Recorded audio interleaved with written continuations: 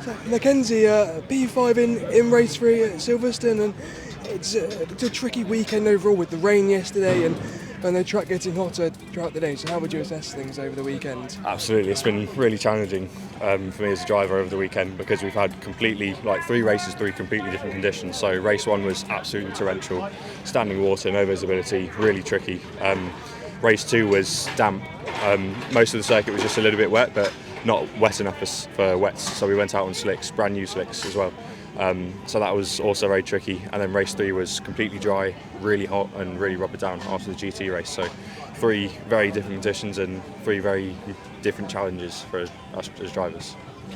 And what was it like early on in race 2 when the track was still a bit damp after yesterday's rain? It was very challenging because there was a little bit of a drying line, but a lot of places it was just wet throughout the corner. So it really tested us as drivers, especially on the first lap, because everyone was out on brand new slicks since we didn't use them in qualifying. So yeah, it was a bit tricky to keep it on the road, but we managed to and came away with the P2 in the end, which is good.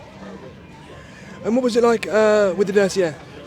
It was tricky. I had a little bit of understeer in my car as it was, but yeah, it's very tricky to follow in high aero cars such as these.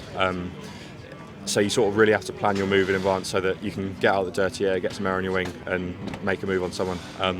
But it's a challenge that I've experienced before, having a year under my belt. So that year of experience really helped me in that race because it was very tricky with the dirty air. Because it's your second year in the championship now, so do you feel there's a bit extra pressure this year coming in as a second year driver rather than a rookie? I'd say so, yes. As a second year driver, you're expected to perform out the gate, whereas as a rookie you can have a couple races down that you can put down to experience, whereas now I've not got that luxury. So it's really down to me to perform this year and put in good results and secure the funding for the next coming years in racing. So there's a lot riding on this year, but I thrive under the pressure and I enjoy it.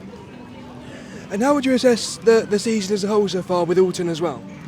Ups and downs for sure, mainly downs sadly. Round 1 was really a write-off, scoring no points in the championship, but it's nice to come to a circuit I like, Silverstone, get some points on the board, get first podium out of the way, which is always good, and just looking forward to Spa, hoping to get some more pots and get the season started from there.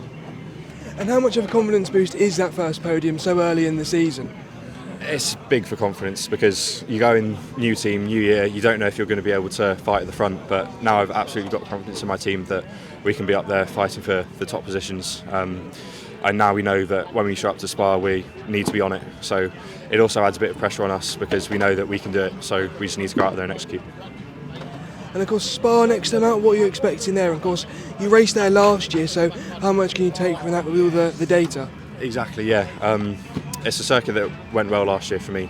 I managed to pick up a podium there and we were testing there in March and pace was really strong. So we're looking for hopefully top step of the podium. That's our aim when we show up there. The year experience really helps around there because racing is so unique at that circuit with the toe down the Kemmel Straight. So it's really nice to have that sort of experience to fall back on, having raced 3 times around there. So I'm expecting big things for Spa. Thanks so much. Thank you.